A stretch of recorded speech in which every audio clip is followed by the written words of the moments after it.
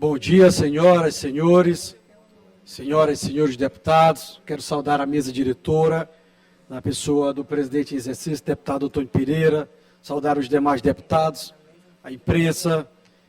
Na verdade, senhores deputados, nós, analisando as matérias tratadas hoje por esse parlamento, nós nos deparamos com um projeto de lei que transforma em lei uma medida provisória que trata de incentivo fiscal, que trata de benefício, incentivo fiscal para empresas cuja tem uma finalidade, um objetivo de incentivar projetos culturais, projetos esportivos.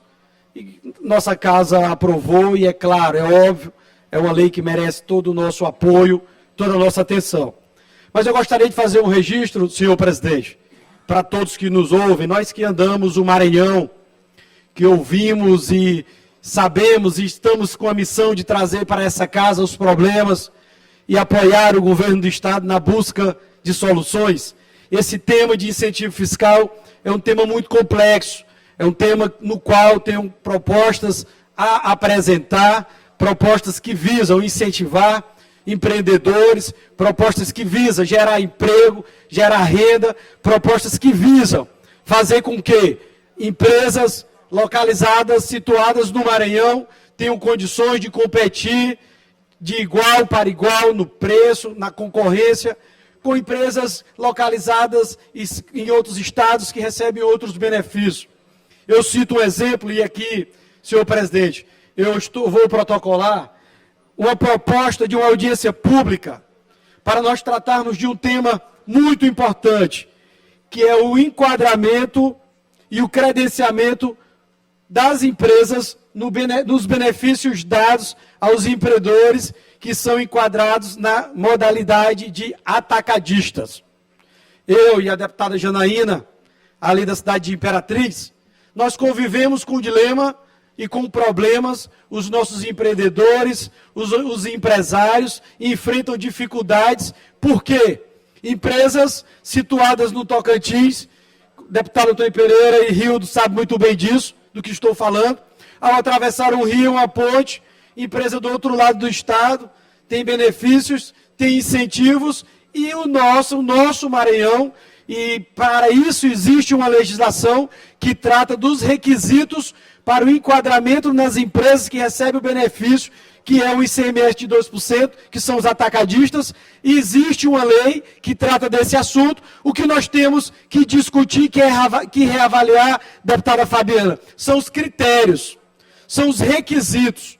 Por conta disso, hoje mesmo, Rodrigo, recebi um empresário atacadista do ramo de peças de motos, que tem um faturamento de 8 milhões de reais, com várias lojas de motos aqui no Maranhão, e, no entanto, não conseguiu ainda se enquadrar no ramo do atacadista. Ele tem que comprar de um fornecedor que fica localizado aqui no Pará, do outro lado do rio de Imperatriz. O fornecedor compra de onde ele compra, na Zona Franca de Manaus, só que o fornecedor distribuidor paga somente 2%, e se ele for comprar, ele vai ter que pagar 18%, 20%, 22%, então não tem como competir. E aqui, quando trata de incentivo fiscal, eu quero trazer, deputado Ricardo Arruda, para essa casa, uma proposta de uma audiência pública para que nós possamos convidar a Secretaria da Fazenda, o governo do Estado, convidar os sindicatos, a federação, para que nós possamos criar mecanismos e ferramentas, porque a lei já existe, é de interesse do governador, deputado Antônio Pereira, quando ele se compromete na criação de emprego e renda. É claro que nós queremos as nossas empresas com condições de competir no preço, e para isso é necessário a gente reavaliar a forma que está sendo aplicada a lei que enquadra na categoria de atacadista aqui no Maranhão.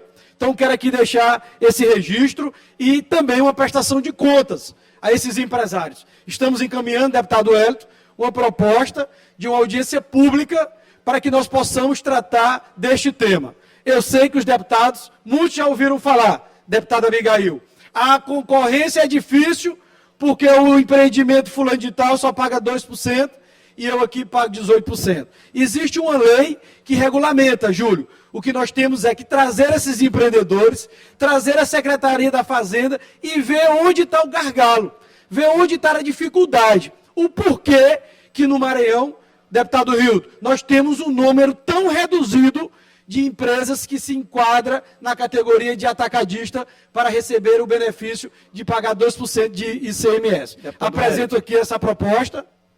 Deputado Érico, depois Arruda. a parte, deputado Érico do curso. Pois não, Ricardo. Deputado Érico, essa sua discussão, essa proposta aqui para casa é extremamente oportuna. E eu lhe trago uma situação também que Vossa Excelência tem conhecimento, que é a questão do gesso de Grajaú. O que acontece? Grajaú é o segundo polo nacional de produção de gesso. E, a despeito disso, o gesso que vem lá da região da Serra do Araripe, em Pernambuco, chega com preço mais competitivo aqui em São Luís. Ou seja, é sinal de que tem algum gargalo, algum tipo de situação que está tornando o nosso produto, apesar de mais próximo, de ter uma logística mais facilitada, mas está tornando o nosso produto menos competitivo. Então, eu sugiro que nessa audiência pública, Vossa Excelência também inclua a questão industrial, principalmente voltada para essas questões que são muito regionais, por exemplo, o gesso de Grajaú, que Vossa Excelência conhece muito bem. Verdade, deputado Ricardo. Não só o gesso, mas a soja, que é um das grandes pilares da geração de renda e de riqueza para o nosso Estado. A produção de soja enfrenta, por a questão burocrática, inúmeros problemas junto à Receita Estadual, e nós temos que convidar, e também convidar a Receita, porque eu tenho certeza que a vontade do governador é fortalecer as empresas situadas no Maranhão para que nós possamos gerar renda. Esse exemplo que eu falei agora há pouco, são 8 ou 10 bilhões de reais que nós deixamos de ter aqui no nosso estado e são destinados ao estado do Pará somente por conta da sua localização de uma empresa que colocou a sua central de distribuição do outro lado do rio. Pois não, deputado Wellington? O deputado Hélio pediu a parte, mas recebeu uma ligação muito importante da sua digníssima.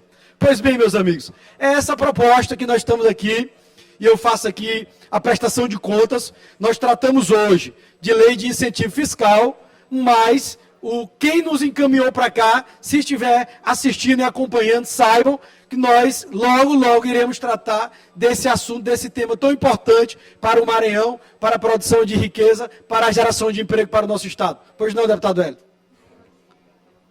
Deputado Érico, meu líder, Bloco União Democrática, conte com o apoio não só do deputado Érico, mas dos demais membros do Bloco, com certeza, e também dos demais deputados desta casa.